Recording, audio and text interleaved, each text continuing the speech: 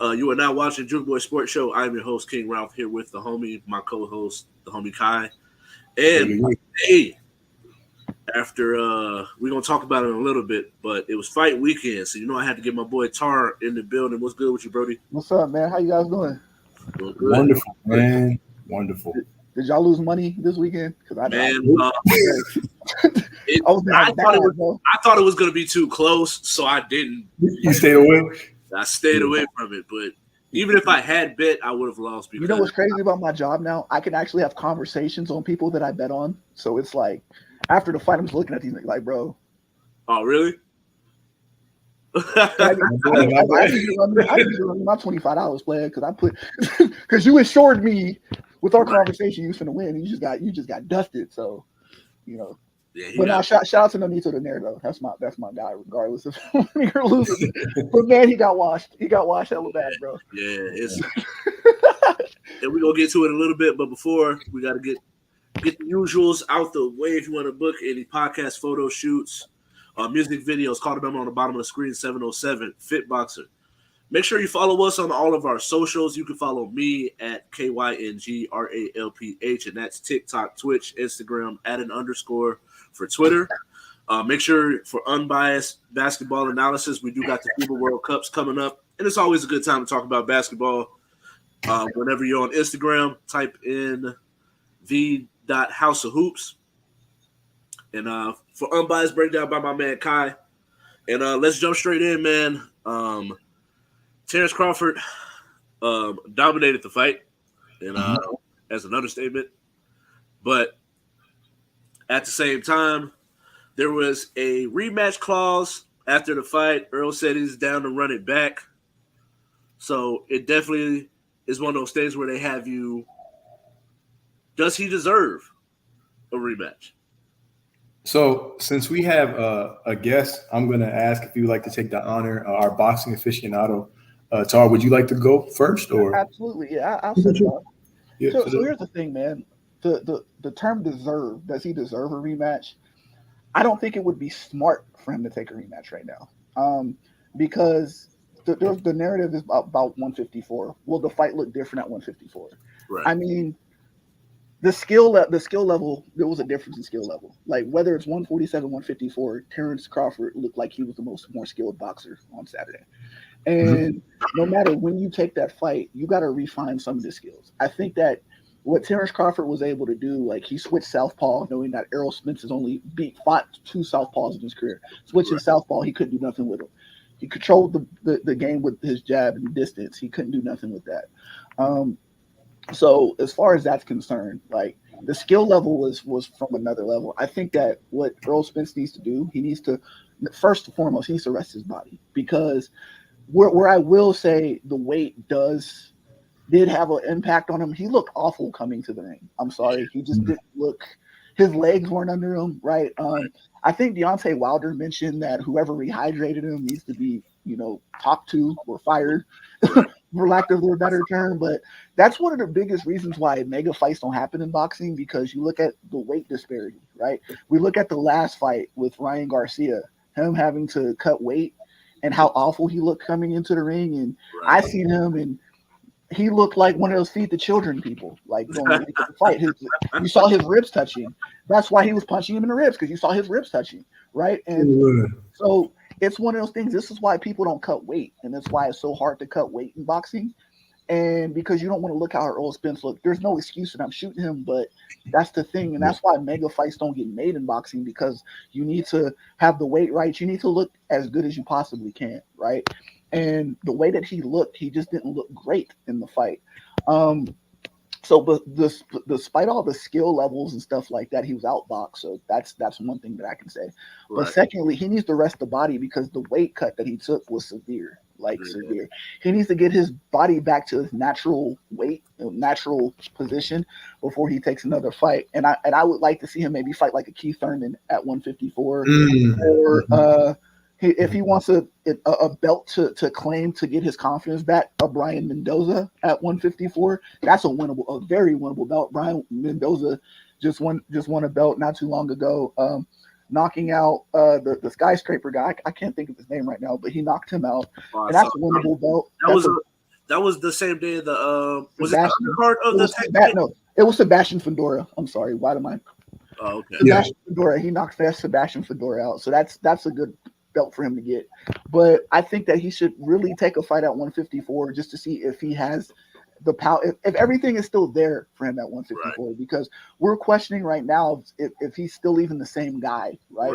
So just to show the world that he's still there, right?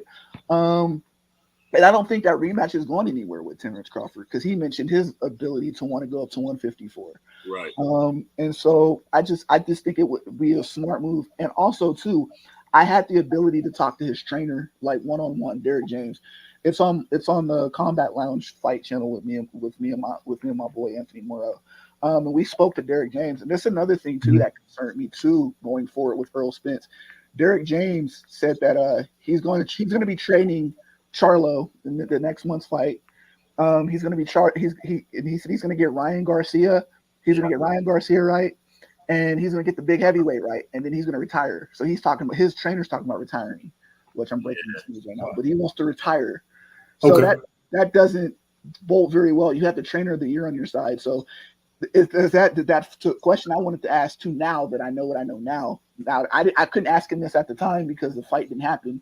I interviewed him on Friday. Now that Saturday that Earl Spence lost, is he more rejuvenated to go back and want to reclaim this loss? Because not only that, Bomac, Terrence Crawford's trainer, them two had a thing, right? So do you want to avenge that Bomac loss too on your record, or are you secure with what you're going to do with Ryan Garcia, and are you secure what you're going to do with the big heavyweight, that you guys just signed to your camp, right? Are you secure with that and saying I'm going to retire, or now that Earl Spence lost, do you want to like rejuvenate him too, or you want to come back? So there's also that question too with the trainer that I have as well. So, but anyways, I'm gonna let you guys, take what you guys take it from here. But I just think that he should take another fight at 154, 140. The fight's not going anywhere with Crawford, but I really think that he should just rest his body and really come back maybe a year from now, take another fight, and maybe gain some confidence and then go. But, yeah. And it's one of those things that I'm gonna be real quick before I let you take over for the rest of the time we have on this. But I think that I think it would benefit him because he was like, let's run it back in December. I'm like, bro, just wait. Because not to say that this is a time where they fall off, but Crawford is 35. So more time as he gets older could help you as well. Because that gap disparity, it's only so much that you can say as far as like, the weight, this, and the accident. Either you have the talent or you don't. And it looked like Crawford was on the A side and Spence was on the B side. Plus, I think going up in weight could help, as well as getting some fights to get some confidence back before you jump back in there. Just to kind of reiterate some of the things that you said, but just to give my personal perspective on it. I think that it would definitely do him some good because just straight running it back, and I just don't think that that's smart. To go back to the topic of whether or not he deserves, based on it, I would say no, but I also would say if I was a person that was in his corner, because I am a huge fan. Actually, big shout out to him, the way that he's taken the L too. Yeah. He didn't do the Deontay Wilder and try to give excuses. So the music was too hyped or whatever it was. But I think at the same time, he's taking it with grace. He was the better man. I didn't want to run it back. Hasn't said given an excuse or anything. You haven't heard an excuse come out of his mouth. It's been other people around giving their perspectives on it. And so, if you have anything you want to add before we go to the next topic, Kai. Actually, you both took the words right out of my mouth, and especially you, Tar. It's funny that we were just talking a couple of days ago. I think remember we were talking about Keith Thurman and Clarissa Shields. No, Keith Thurman, excuse me. And it's funny because Keith Thurman was actually the fight that I was actually looking at for Spence. I was thinking just building his confidence back up because of the way that he looked. One, you said before the fight, which I didn't really think about, but after the fight, I mean, the dude looked like moon craters, man. Like, come on now, you know what I'm saying? So I just saw that the beating that he took, the time for recovery, because rest and recovery is key for boxers in between that. I'm like, man, he could seriously get injured bad if he just jumps right in. So I think what you both said about just the rest and recovery and also building that confidence back up. But my last little piece about how he handled the L, right? I think, yeah, his confidence may have been shot a little bit, but I just think it's what you said, Ralph, how he handled the L. I don't think it was like completely shattered like some boxers, right? And so I think that's going to be critical for him moving forward. So, yeah, I agree with both of you guys. What's next for Terrence Crawford, y'all think? That's the question. He's the A. He's the A right now. At 147. Because Wallow said that he wanted my guy from Philly, Boots. He wanted him to fight Boots next, or he could go up to 154. He's not going to end up fighting Charlo, I don't think, because that's the Charlo that's fighting Canelo. So there's either isn't he going up? He wants to go up to 154. Oh no, who Charlo's going up. Charlo's going up. Charlo has all the belts down here. So Charlo's the unified guy down there. So he could either stay at 147 and fight Boots, because Boots right now is the mandatory, or he'll go to 154 and challenge. There's a plethora of guys he could fight at 154. Tim Tszyu is the guy he could fight at 154. That's who Charlo was going to fight. Okay. And Tim Tszyu, he's the other belt holder, the regular champion. Okay. The move might be to go up. Yeah, I say the move. The move up. Yeah, would be the move. That's what I think, because I've already heard him talk about moving up. So next up, we got the Aces, man. Couple weeks. Feels like it was a couple weeks back. I remember hearing her, but when I looked it up, her surgery was only on the 25th. I don't know why surgeries be taking so long, but Candace Parker, been playing with an injured foot all year. Finally got to the point where she needed surgery. Like I mentioned, she got surgery on the 25th, which at that point puts you at 2 to 3 months out. If you think about it, we're looking maybe just before the finals of her returning. Does this hurt their chances of repeating? Actually, I don't think that it hurts their chances of repeating. I think that last year they were able to weather adversity, actually. And I think that what Candace Parker, and I'm not saying that she's not needed on that team, I think what she brings, Ralph and Tar, is she brings a veteran leadership, somebody who's won championships before, and a defensive presence that they an added defensive anchor along with Asia Wilson. But the way that the Aces are currently playing, and also what they were doing with their record, without Candace Parker, it's like they're not missing a beat. You know what I'm saying? So it's like they've been thumping teams. It's really between them and the New York Liberty right now. The way Sabrina, how do you pronounce her last name? Ionesco, I believe. Yeah, Ionesco. Thank you. I'm gonna call her like SI, like Sports Illustrated. SI. I have to hit her up on IG or something. Hey, is this cool? But yeah, but the Aces, they're clearly right now the creme de la creme of the WNBA. They have the depth. That's something that they didn't necessarily have in years past.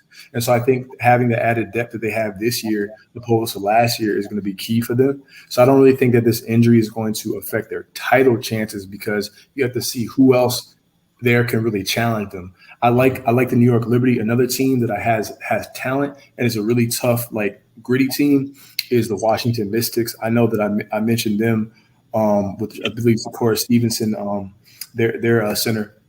And they also have Elena Deladon as well. They can play defense and they can also score. But outside of that, the Aces just right now, they're just really, really good. So I think that she brings a nice mentorship to that team. But also Asia Wilson and Breanna Stewart, yet again, are in cahoots with the MVP running. And I believe Breanna Stewart has a lead at the moment, but it's close. You know what I'm saying? So, yeah.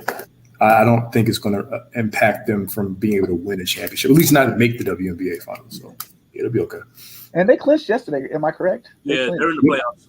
Okay. Yeah. Okay. It's so. It's like, yeah. Okay. Yeah, I think it's crazy, bro, because it's. I think the one thing that I'll say, yes, it hurts their chances, but it's not making that much of a difference. I'm still gonna go with them as the favorites. They're way too deep. The way that Jackie Young's been playing this year, she's definitely emerged after having a couple years being. I think she was a number 1 overall pick too. Or she was a top 5 pick. She was top 5. I think she's number 3, but don't Don't Oh, quit. that was quick. Yeah, There we go. I don't remember if she was. Was she number 3? Because that's like brownie points. I was just looking it up. Yeah. But I know she was at least a top 5 pick. So I for know her she to was get Notre Dame. So. right, 2 number 1. Mm-hmm. Oh, number 1. Okay. all right. And then then you got Kelsey Gray, veteran. You got Kelsey Plum, veteran. Asia Wilson, veteran. So it's like have a lot of veterans, people that've been there, high level players. It's a lot of depth. So I don't see it like it's not going to kill their chances, but it's Candace Parker. And she's the take, so it's going to hurt a little bit. Right. Yeah. Next up, we got some top NFL offseason moves. We got the likes of the Bears getting DJ Moore. We got the likes of Jalen Ramsey going over to the Dolphins. J-Ram. Aaron Rodgers going to the Jets. You can even use a topic we're going to talk about a little bit. Sean Payton going to the Broncos. What is something? What are y'all top 3 offseason moves? All right. Go ahead, Joe. Yeah, go ahead. So in order, and I'm gonna name like the positions and stuff. So number 1, to me is Aaron Rodgers going to the Jets and Derek Carr going to the Saints, right? Because when you talk about 2 teams that desperately needed quarterbacks, these are 2 teams that desperately needed quarterbacks. They have elite top 10, top 5 defenses, but they didn't have the single collars. They have the young weapons on the outside. Both you got Chris Olave, you got Garrett Wilson, but they didn't have anybody to throw them the ball. They were still 1,000-yard receivers without the lack of continuity from a quarterback. So that's scary within itself, right? So all of a sudden you get 2 quarterbacks. You get one in Aaron Rodgers, who's a 3-time MVP. I don't have to go down the man's resume. We know what it is, right? He got him on Hard Knocks. Nobody wants to see Jets on the Hard Knocks, but he got the Jets on the Hard Knocks, right? Right. So it's like that, just the popularity that gets you having a guy like that on your team. You got a rock star there, right? So the swagger is back in the Jets, and you can really never sit that they had swagger at the quarterback's position since Joe Namath, arguably, which is crazy to even say that, right? So he gives them swagger and confidence. And then you got a guy like Derek Carr on the Saints that it's just different. Like, he's a guy that he may not have been respected in a lot of in a lot of circles, for our hometown teams, right? But he's respected in league circles as a guy that can ball, right? We know his career, we know his body of work, the comebacks, all that type of stuff. He gives the Saints that confidence that they wrong, but they haven't had since Drew Brees left. So I think if they're able to right that position, and you're in a down year for NFC quarterbacks, in my opinion, right? You don't have Aaron Rodgers there anymore. You don't have Tom Brady anymore, right? So you kind of start to name who's the top 5 quarterbacks in the NFC, right? You got Jalen Hurts, and you're kind of thinking about it from there. And now you're kind of in that round where the Saints, where you fit in, you got you guys, maybe not a top 5 quarterback, maybe not a top 10 quarterback, but 11 and 12, and that's not bad in the NFC. So that ranks number 2 and number 3 on that scale. The second one we just named quarterback. So we're in a passing league, right? So you need somebody, edge rushers, to get after the quarterback, right? So there's 2 guys, Javon Hargreaves and Zadarius Smith for the Browns. Those 2 they're my top added additions as defensive ends because of the teams that they went to, right? The play on the opposite end of Joey Bosa, right? You need a guy that can fit in the middle. He's a guy that had 12.5 sacks last year, 60 tackles, so he can stop the run, and he's getting in, and he's taking a lot of the pressure off of Joey Bosa. And then I mentioned Myles Garrett on the Browns. Him and Aiden Hutchinson were the 2 most double-teamed defensive ends a year ago. So having a guy like Zadarius Smith on the other side of you take a lot of that onus off of him, right? A lot of that pressure off of him, and you make getting to the quarterback a lot easier for him. And, Zadarius Smith is an all-pro, a Pro Bowler. So you got 2 Pro Bowlers on the defensive line to wreak havoc on the pass rusher, and a Jim Schwartz defense, who Jim Schwartz, as we know, is one of the most aggressive blitzing defensive coordinators there is. And Myles Garrett is my predicted defensive player of the year, by the way. So he's just going to add to that because he's going to be seeing more single cover, more single blocks. And then my third one, we mentioned it, and we're going to talk about him earlier or talk about it later, but Sean Payton. I think that Sean Payton is good for Russell Wilson's confidence, right? Like, you need a guy that can actually call plays, like who has called plays in games, that knows what he's doing, that has rehabbed the quarterback before, because Drew Brees, before he got Drew Brees had shoulder issues and things of that nature, and he was able to help turn him into a Hall of Fame quarterback, right? And the thing about too the Broncos is they have a lot of talent that we don't know how talented they are yet. You know, you got Cortland Sutton, you got Jerry Jeudy that haven't been unlocked yet. You have Greg Dulcich at tight end. You got some two good young running backs in the backfield. We don't know how good they are yet. And I think if Sean Payton can't unlock the Broncos are just going to be garbage if he can't unlock them. So you need a guy like Sean Payton to pretty much unlock this team for us to really, truly understand how good they are, because right now that Russell Wilson trade is looking like one of the worst trades in NFL history, right? So you kind of need him to like restore the confidence and say this trade wasn't a bad trade. This was an even trade. So those are my three top offseason news. I love those. I love those, Tar. Shout out to you on those. I just want to preface my comments real quick before I swing it to you, Ralph, that I don't think there's any wrong answer with these, because I was looking at it, I'm like, I think we're all thinking about if the moves that we're all going to pick, if they all best case scenario, right? Right. So for me, I actually went with the Bears, and their move is just being able to get a haul for the number one pick, right? So you trade the number one pick for a haul. You get 2 first rounders. I think they got 2 second rounders, round picks. You have a young quarterback, and you know how I'm on this show all the time talking about the importance of providing resource, building around your quarterback, right? You get a number one wide receiver in DJ Moore, a versatile wide receiver who could potentially be one of the best new duos, right? With Justin Fields and DJ Moore. And he also has experience playing with a mobile dual threat quarterback in Cam Newton in Carolina. Now he's going to with Justin Fields, who's like the new toy, so to speak. So I really like them with their pick, best case scenario. And then I went with Ravens in signing Odell Beckham Jr. only because they spent a premium to get Odell Beckham Jr. And this is a Baltimore Ravens team that has never had a wide receiver who won a Super Bowl. So he's a veteran wide receiver, something that they lack on their squad, right? He knows how to win. He can beat one-on-one coverage, right? And he also has rapport and familiarity in Todd Monken's system. And then last but not least was a Derek Carr to the Saints for everything that you said. He's reuniting with Dennis Allen, who I think he played with from 2012 to 2014.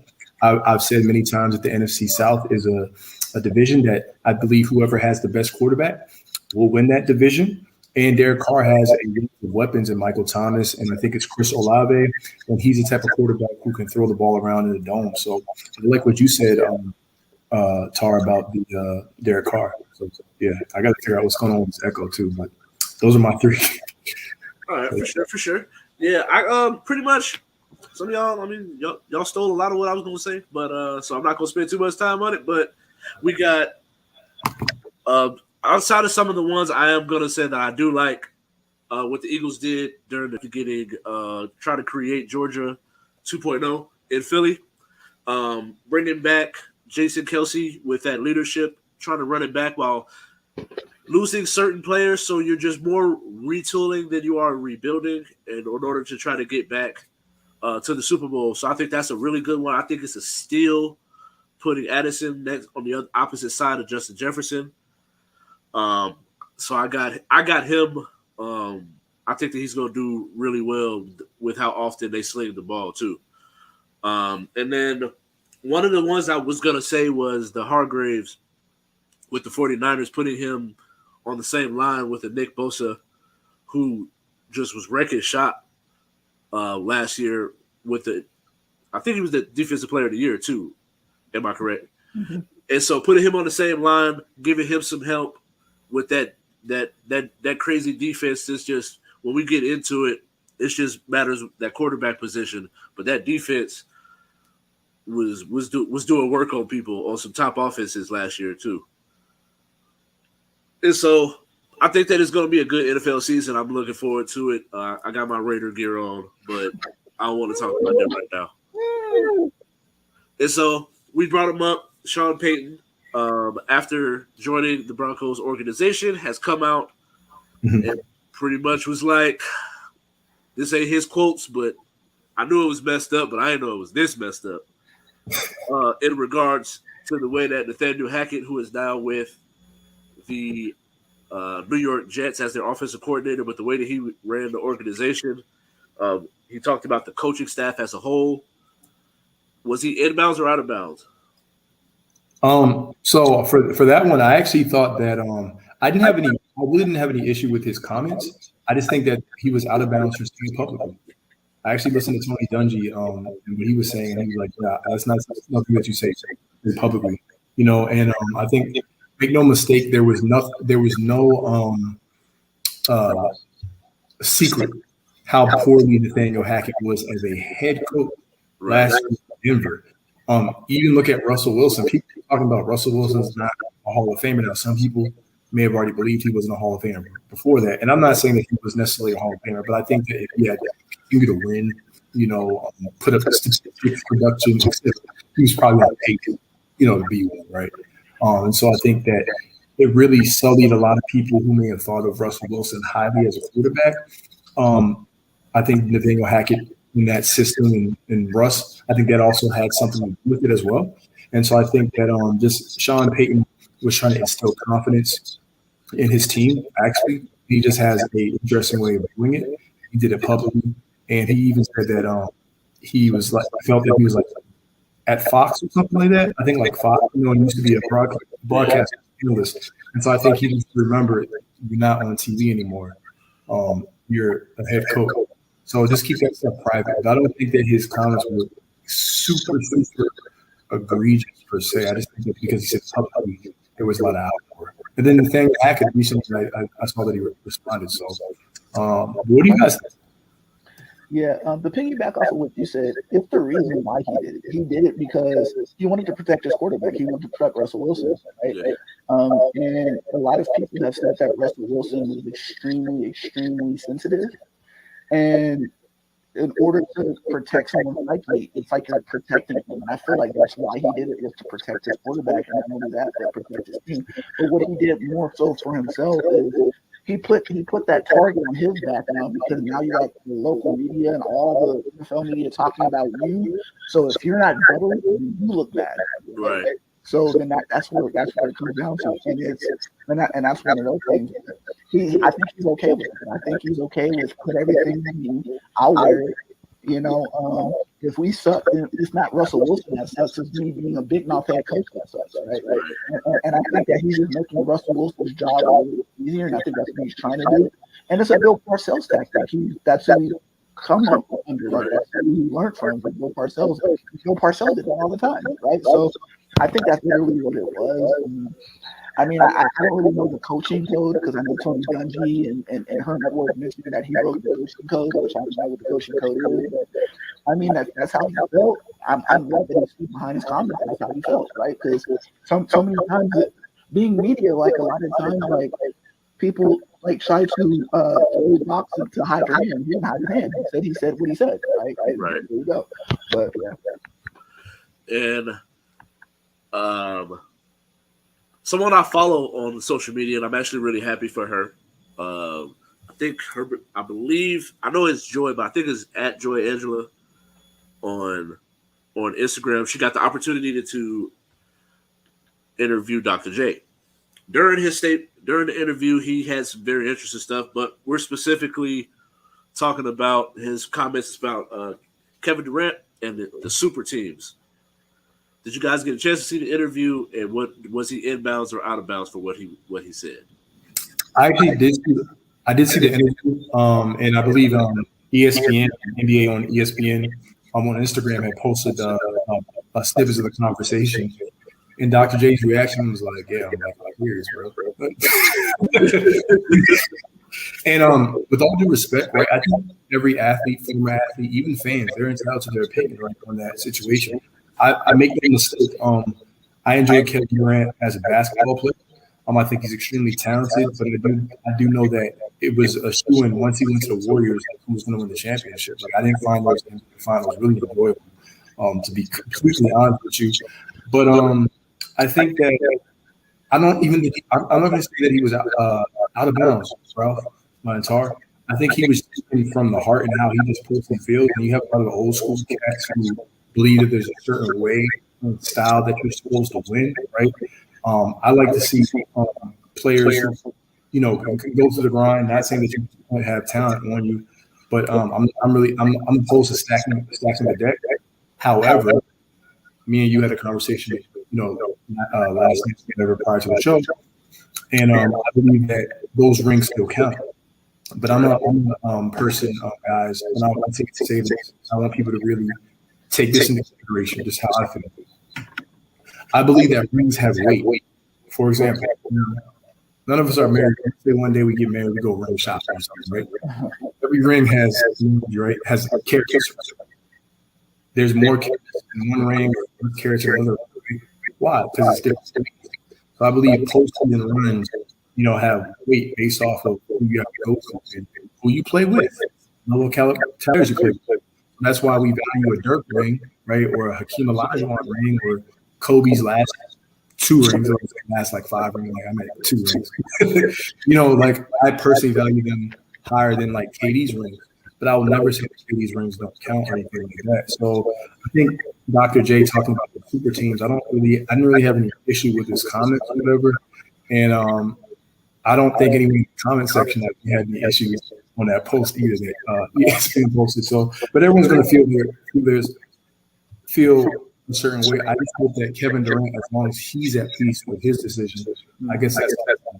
But I wouldn't say one man destroyed the NBA, because we can look at LeBron in Miami. We can look at a lot of different things, right? And Amon Shumpert had some special comments on how he felt that LeBron changed the NBA. So I'm not going to put it on KD's shoulders.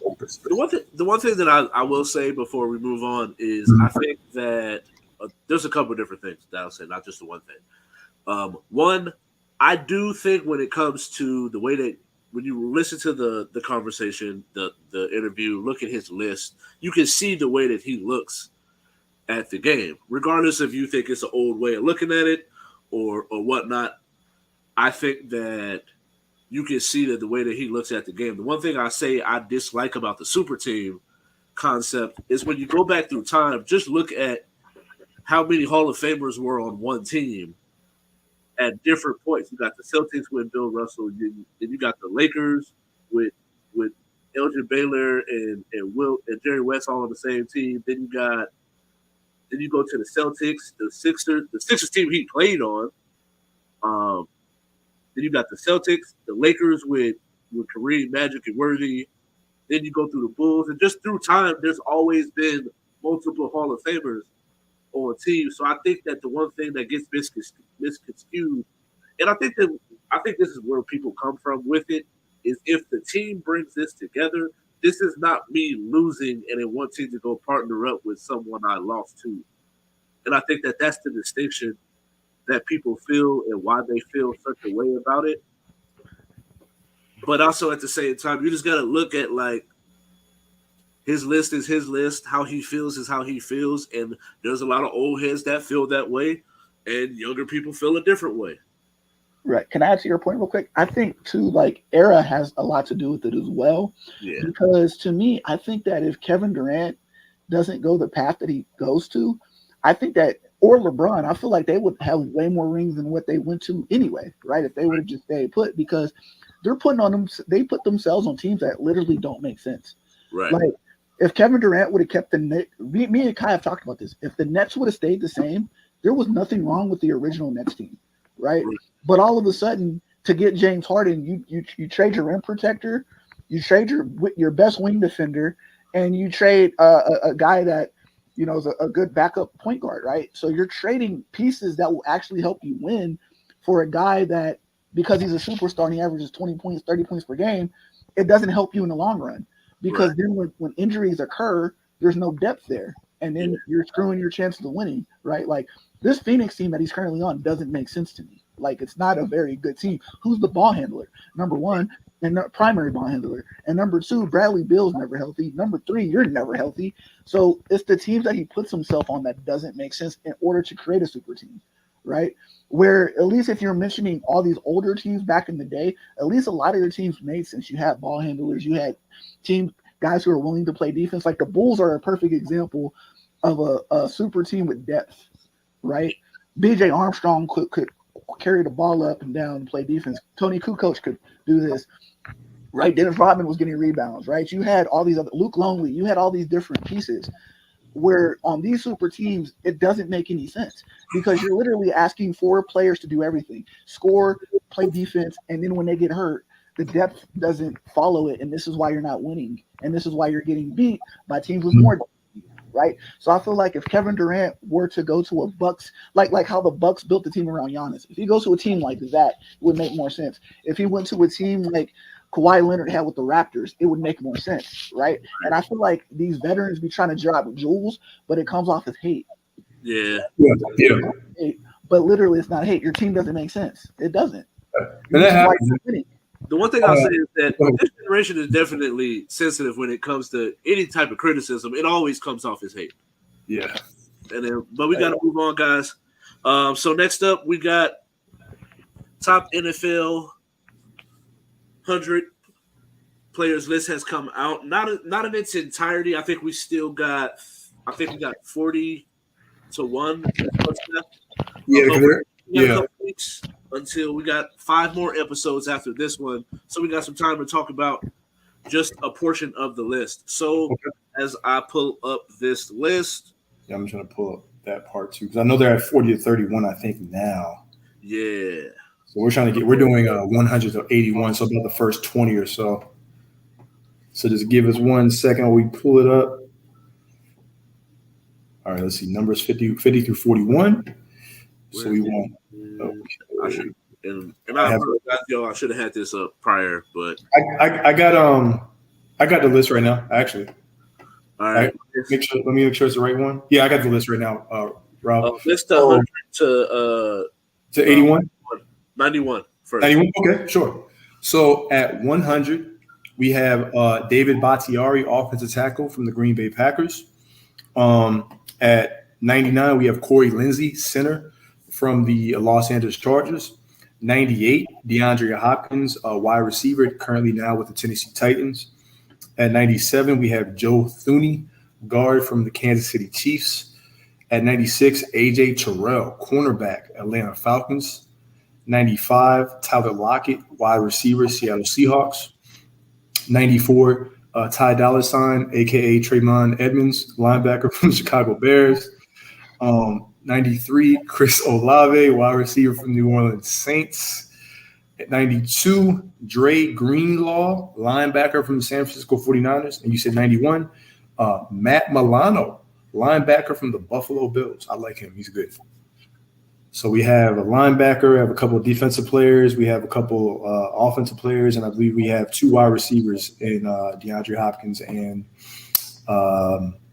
what's his face? I think I said Chris Olave, right? No, Tyler Lockett, excuse me. So and I apologize, bro. I hate to do it to you, but I don't know what list you're looking at. That's the wrong list? Yeah. This is July 26, 2023 published. That's what mine says. See, this is published. I'm looking at the NFL.com website. And it has a different list. It has Devontae Smith at 100. Oh, my bad. You know what? This is Sports Knots. They took the list and they rearranged it. My bad. Oh, okay. I see what you did. Okay. But they made their own list. Go ahead. So we got DeMarcus Lawrence for the Cowboys. He wasn't on the list last year. Tristan Wirth, all the way down at 98 from 57 from last year. We got Harrison Smith at 97. Trevor Lawrence makes his debut at 96. Jamal Williams stirred up a lot of drama over the last couple of days talking about beignets. Now he with the Saints, but he's at 95. Scary Terry at 94. Eric Kendricks, who is now with the Los Angeles Chargers, at 93. Your boy Marlon Humphreys at 92.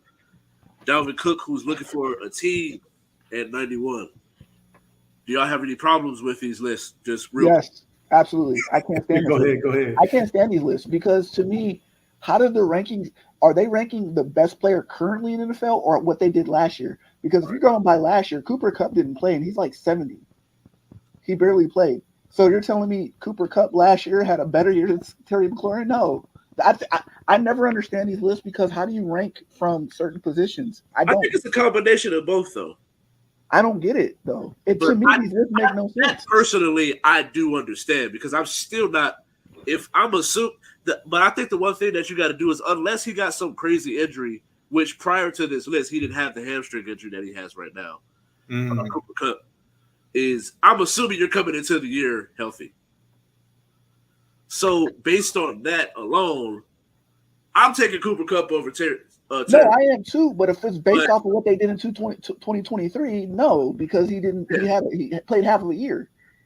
Yeah. So that's what I don't like the fact. How do you rank them? Like I don't get where the you want something concrete. It's like it's inevitable that Patrick Mahomes is going to be number one. So it's a waste of time. So I didn't know who number one would be. It's a waste of time.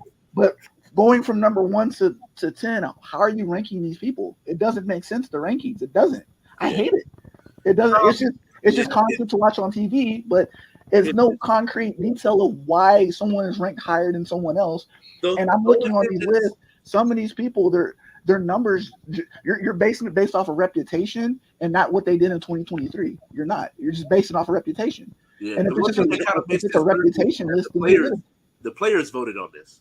I don't give a damn. It's a reputation list. It like that's the thing. That's like most of the time we're like, oh, these lists would be better if it was the players and yeah, I know, I get that. But then it's like the players. What is it based off of? So if you're saying best player in 2023, there's no way a person that didn't finish the season, like who had like 20, 35 catches, should be on a running of somebody who had 1,000 yards and like 90 catches. That makes no sense.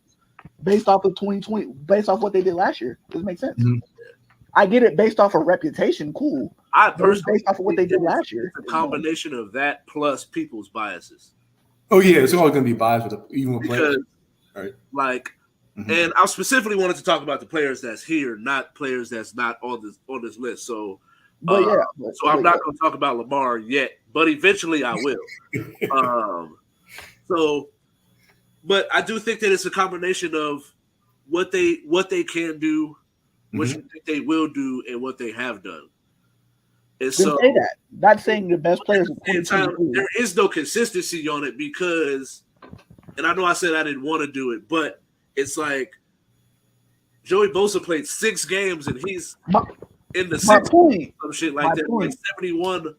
But it's like, but then there's certain people that played all year and they balled out and they didn't make the list. So my point, like Zadarius Smith, did he make it? I don't think Zadarius Smith he was an all-pro, had like 10 sacks, and Joey Bosa's like number 60 something. Like, why is he on the list? He only played 6 games. That's my point. Dak Prescott, I think, like led the league. Didn't he lead? He led the league in interceptions. He's like 75.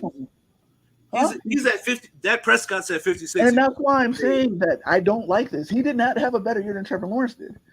I don't like this. I don't think it makes sense, and these lists never made sense to me. They never did because I'm looking at players that literally were injured, and Joey Bosa, I'm glad you brought that up, but Joey Bosa should not be on this list. Dude only had 6 sacks. Like, he only played 6 games, didn't have double-digit sacks, and there's people I know that had double-digit sacks that aren't making this list. Right. And so next up on it, we got 90. Okay. DeAndre Hopkins is at 90. Who's out with the Tennessee Titans. He took the money grab.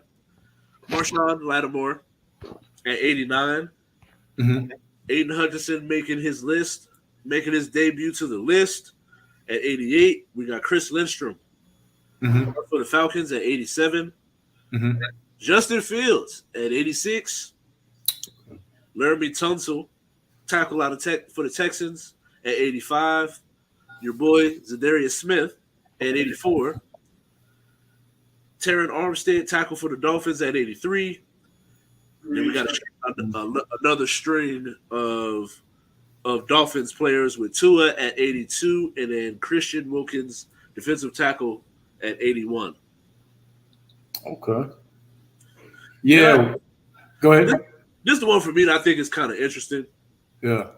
Because, and I can't wait to talk about it because I'm definitely going to make a note of it. But I think this is where we have this conversation of quarterbacks. And it's like, I understand last year, did Justin Fields have a better year than Trevor Lawrence? I would say no. But then it's like, I think his ability to run the ball was like, I don't think we expected him to run the ball like that. So I think when you start talking about players that you, coming from a player's perspective, when you start having like, all right, who are some players that you, because I've always been curious, do they just give you a sheet with 100, with a number of 100, and do you name the best players, or is there just like name 10 players and then based on that we're gonna mention, we kind of got to vote on this is how it fell.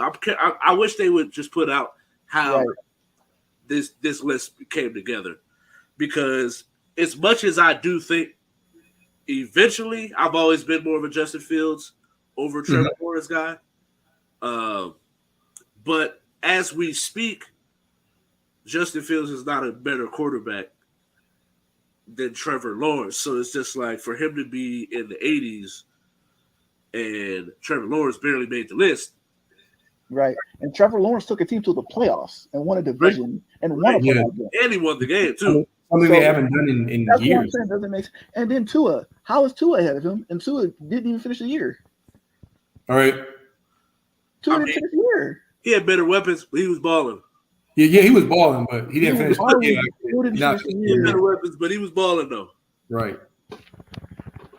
But no, I'm with you guys. I actually like what you said, Ralph, about the Justin Fields thing. I kind of look at like just him being. I feel like he's a little more valuable in some respects, only because of like his running ability. But then again, once again, like we talked about, it's not called the most valuable player list, right? It's called the best. And I believe we're all in unison. And I would like to know, what is the criteria? Is there a concrete criteria? I believe there isn't, but clearly, but there should be some type of concrete criteria.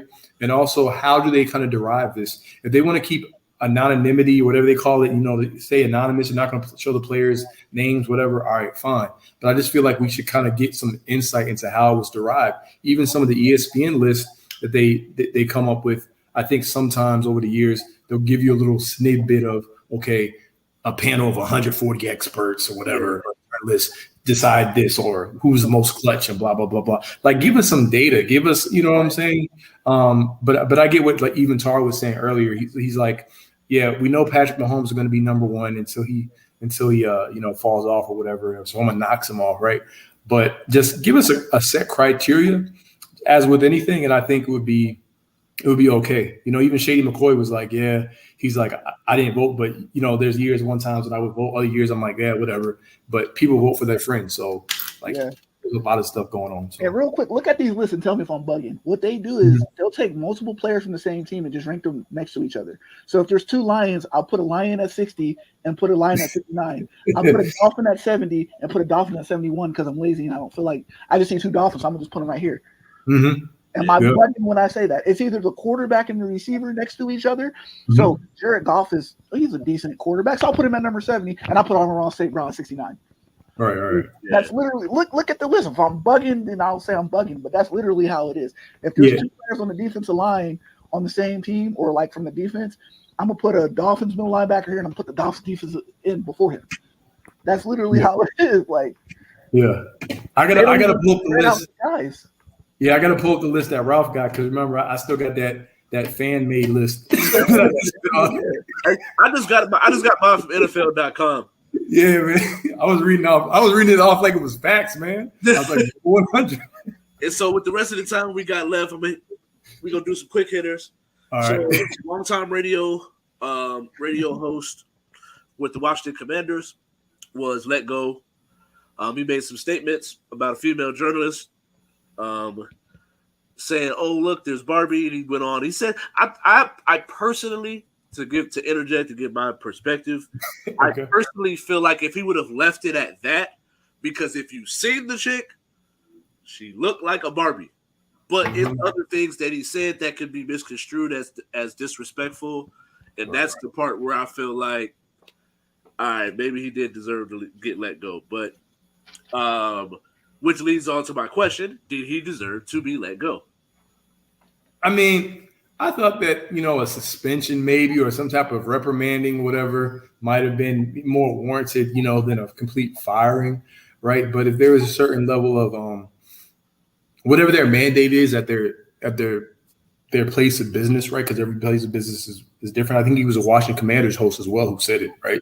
So, and I guess they considered it a form of workplace harassment, I guess, in this situation. We already know their history, so any kind of construed as workplace harassment, bro. Harassment, you're up out of there. So, room, bro.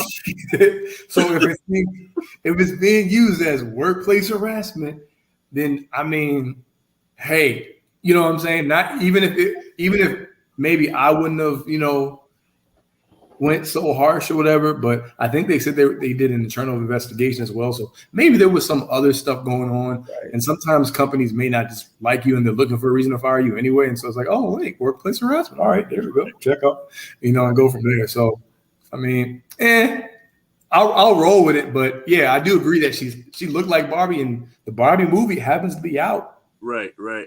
So yeah. I don't think the comments were malicious, but if he was skating on thin ice, because we don't know if he was skating on, we don't know if this was a second warning, and if you do something one more time, then it's done for you. We don't even know if it was that situation. So I can't really speak on that without knowing that, but I don't think the comments itself warranted it. Maybe it was suspension, and I've heard radio people say way worse. Right. So I told Kai yesterday. That's the worst thing I've ever heard in my life. I'll tell you off the screen. That's the worst thing I've ever heard in my life. And that got suspension for 2 weeks. So, but maybe skating off the ice. So yeah, I think it's because of where he was, what organization he said it for, and the fact that she made a deal about it. Mm-hmm. You don't want to continue to keep having we got new ownership now. I don't want to keep having those issues. So I got to get you out of here, bro. Next up, we got a couple big injuries. We talked about Jalen Ramsey, and he had a complete tear of his meniscus. And I believe he's out for. I think they got him coming back maybe December, and that's being nice, considering. I know it's a different sport, but James Wiseman had this same injury. He was out for over a year. Yeah. As well as Joe Burrow, I believe he strained his calf during practice. He says, according to TJ Houshmandzadeh, said that he should be back by week 1, if not week 2. Yeah. Do you think how big of an impact do these injuries have on these teams? Okay, so Tar, I'll let you take it off because I think I started off the last. Yeah, obviously Joe Burrow, that's hurts. And then I'm looking at their backup. Trevor Siemian ain't it, so it's obviously if you have if you have Super Bowl aspirations and you're supposed to be the creme de la creme of the AFC, you need your quarterback. Obviously.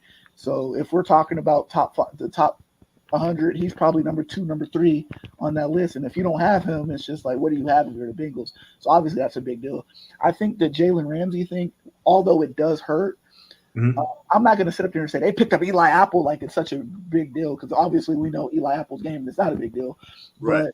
But the simple fact of the matter is, on a Vic Fangio defense, with the pass rushers and cornerback play, I think that injury hurts a little bit less than a quarterback does, because you still have Xavier Howard, you still have other guys on the back end that can help. So you can weather that storm for now because you have enough talent on that Dolphins team, and you have the defensive coordinator that is a beast. So I think that they can survive that injury. But however, if you're the Bengals, you cannot survive Joe Burrow. So. Yeah, facts. Facts. I definitely agree with that, man. I think that we all know Joe Cool. Joe Burrow. How important he is to that team, and how, if you look at the media, the way that they talk about him, he's the second coming of Tom Brady.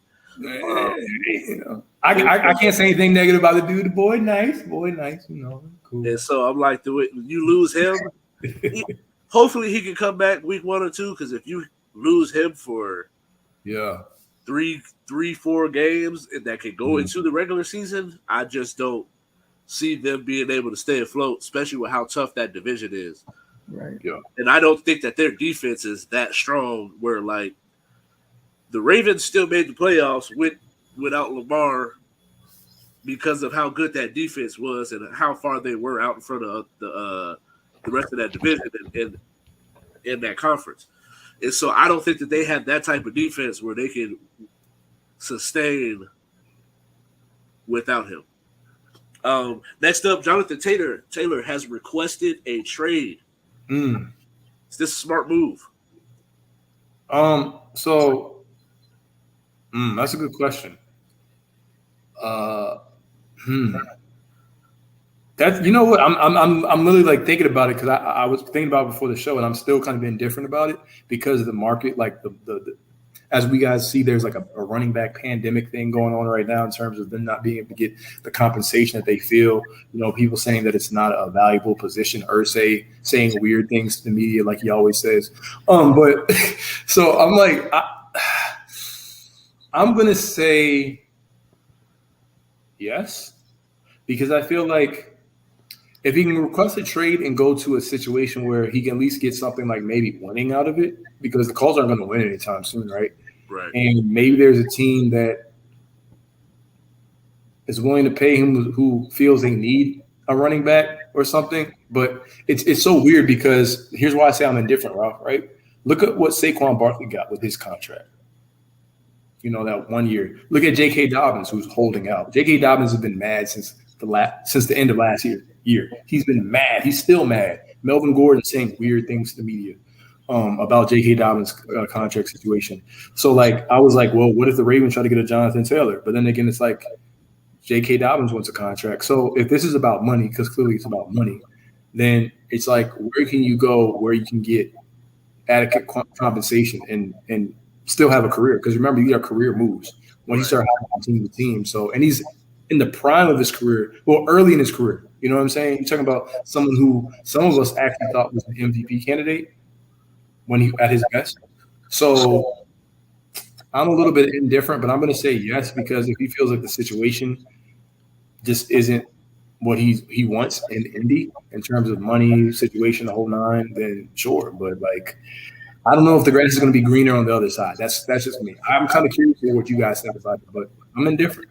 It allowed me to figure out what my owner really thinks about me. So I don't think it's a bad thing, because if he never requested a trade, we would have never got them dumb Jim Irsay comments. And Jim Irsay basically said, if he died, he leaves, the league is still going to go on. So basically you're saying you don't need me, so let me go, right? And it's a contradiction to me. You say you don't want to trade me because I'm valuable, but then at the same time you're saying I'm not valuable. So obviously I'm valuable if you don't want to trade me. Just trade me then if the league is going to go on. So the contradiction right there is it's completely just, it blows my mind how stupid Jim Irsay was, but it allowed me to understand how much you think of me as a player to let me go, right? So and it should be an eye opener for other Colts players too, because this is a guy that basically carried your offense, and if you say that about him, what do you say about me behind closed doors, right? So I feel like it was an eye opener not just for him but for other Colts players too. So that's how I look at it. So of course, I agree. I think it is a smart move, because when you look at the whole landscape, there has to be some type of repercussion.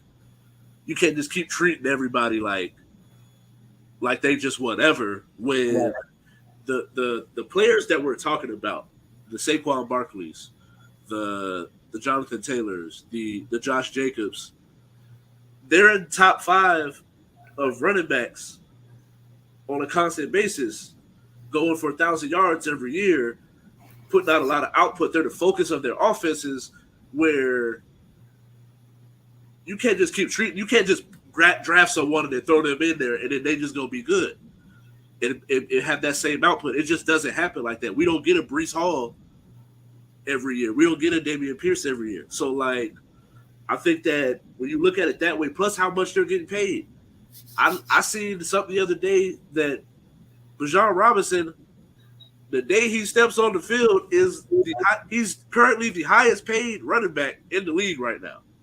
Damn. And that it hasn't even taken a real NFL snap yet. Now he cooking people in training. I I hope that's not the starting linebackers because it's going to be a long season. It's going to be a real long season. The way he was, I think it was 44, bro. I hope that's not your starter. But I hope that I really think it's a smart move. I hope that